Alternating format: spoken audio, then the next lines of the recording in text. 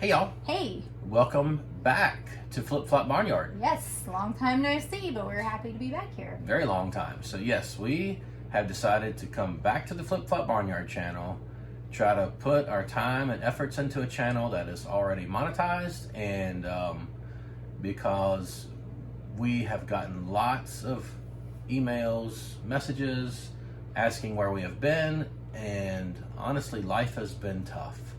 It's been a very hard last several months, and just to catch you up to speed, if you're just happen to be new here, yes, this channel has been established since like 2014, and last year, I think around May, we decided to start a new channel with our farm name, Fruition Farm. So there's a bunch of videos over there if you want to go see them. They're there, but we have made the decision that since that channel is not going to be monetized anytime soon, to come back to this channel. So yes, that just catches you up to speed. Like you're good saying. point. Yeah. So we've had quite the rough last few months. We lost one of our milk cows that we just bought this summer in the hard freeze we had. Right at it was Christmas Eve. Yes. So Christmas Eve or Christmas? Yeah, Christmas Eve. Christmas Eve. Yep. And so we lost one of our milk cows that we just bought. Not sure what happened. We have some ideas, but you know, it's just one of those things. She's gone, and so I guess that kind of started it. Then now this is probably a sensitive topic, so just beware. Jenna and I and our family have been through a lot of emotions. We've worked through this. So we're able to talk about it now without. We're not over it. We're not over it. We've dealt with our emotions for the most part. So we were pregnant. It was baby number 9 on the way. Everyone was so excited. Yes, we were very excited. We went for a sonogram and there was no heartbeat. We ended up losing the baby. Jenna hemorrhaged. She lost so much blood she passed out. I had to carry her to the truck, meet the ambulance in the nearby town here, rushed her to the hospital. They got her back stabilized, and she's still recovering from that. We've talked about her health issues and stuff that she has. She can't really... I have POTS syndrome. I don't know if you're familiar with that. It's an autonomic nervous system disorder, which for sake of time, it's my blood pressure is very low, my heart rate's very high, and I have low blood volume, so loss of blood affects me greatly. Yeah. So anyway, so she's still recovering from that, but it seems like every day is getting a little better. So we went through that. We had tried several other options to be able to find a way to build on the farm. Every one of them was a no-go. The county said basically it just won't work. We had contacted a different company about perking. We talked to the county about other options, and nothing was going to work. And the land is a great piece of land. It's a and it'd be beautiful piece of amazing land to build on. The issue for us personally, it's just financial. We have one income. Derek works for himself, and he's trying to farm more to bring in income. So we're at the top of our budget already with the mortgage on the farm. Mm-hmm. So someone else that had more money or more income or whatever could come in and build. It wouldn't be a big deal, but the land isn't perk, and so septics, we've been quoted the tens of thousands, like up to 40,000 per septic. Yeah. Which just wouldn't. That's half of what I could build a house for. When we moved, we thought we would be there in campers for 3 to 6 months. We'd throw up a pole barn of some sort and then build around us, paying cash as we went, eventually selling campers to pay for different things. And because it didn't perk, and obviously we didn't have anything to sell to buy a $30,000, $40,000 septic, that just never happened. Yeah. So, but this is how quickly God moves. So we had talked about selling the farm. We decided to sell the farm. We're in campers. We realized that we're just going to be living in campers indefinitely if we don't do something. Yes. Which was not. We were all at our breaking point with the camper. We'd had enough. We were done. So we talked to, because the land is owner financed, through a friend of ours. We talked to him. He said, sure, if you want to sell, That is great. He said, y'all do whatever is best for you all. He's a great guy. So Very blessed. very blessed, very honest man. And he truly wants what's best for us, which is, yeah, Awesome. it's awesome. You don't find that often. No. So one time I asked him, because of the deal we have with him, I was like, Mike, because it's not really a huge benefit to him, if even at all. And I asked him, I said, why are you doing this? He said, I don't know. It's just the right thing to do. And I'm like, I mean, that answer blew my mind. But anyway, so we talked to Mike. He said, hey, sell it.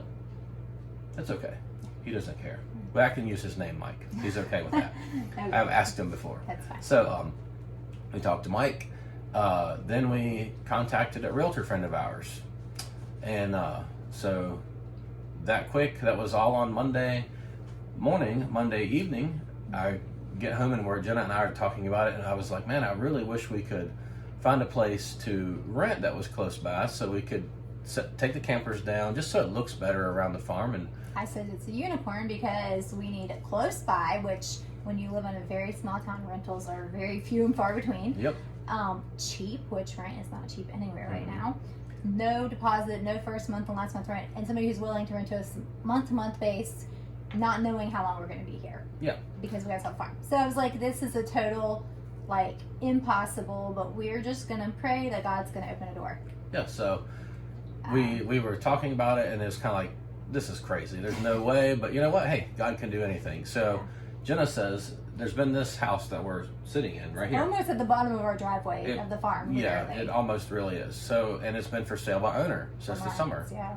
And Jenna said, I wonder if they would rent that. And I said, I don't know. I'll call them. So the next morning, I'd almost forgotten about it. And I was driving past to go to work to a job I was doing. And I thought, I should stop and get their number. So I stopped, got the number, called them. And long story short, the house needed some remodel work. And they said, like, I met the guy that evening, and he basically said, hey, if you will paint the interior of this house and remodel the bathroom. There wasn't a functioning bathroom. Said, if you'll fix the bathroom, I don't want your money. Here, do you want a key? And I was like, oh my goodness. I mean, he gave me a key. And so that was on Tuesday. Wednesday we got power and water. I got the power and water turned on to the place. Friday morning we had brought the wood stove down, and Friday night we slept in here for the first night. Now we are moving. I'm doing remodel jobs. I'm remodeling this bathroom, which is now functional. Everything is done except for mudding the sheetrock, finishing the sheetrock, and painting and trim. And we're painting the interior of the house. There's 2 rooms that are fully needed. Well, besides that. Yeah. But the kitchen and living room still need to be painted, but that's not a big deal. We painted. We've been painting. So yes, this is like such a blessing. It's a small house, but like when I called the guy and he was talking to me, he said, "Man, the place is not very nice." He said, "It's I don't know if you'd want to live there." And I said, "Dude," I said, "we've been living in campers for almost 2 years. Actually, in February it would have been 2 years next month." And I said, "So our expectations probably aren't what you would think they would be." And we are. This place has been awesome. I mean, it's small. It's 830 square feet downstairs. Yeah, and then a half story. And then a half story I'd upstairs. say 300 or 400 square feet upstairs. And it's kind of like Cape Cod, so it's the roof. Yeah, it's a 1.5 story. 1.5 story. So, but the kids, there's 2 rooms upstairs, and kids are thrilled. There's 2 rooms downstairs. So I can have a sewing room. Yes. Yay. And we're working on getting things put away and that set up. But hey, I have a functioning kitchen, you guys. Yes, we have a refrigerator. We have a laundry room. We can do laundry in our house now.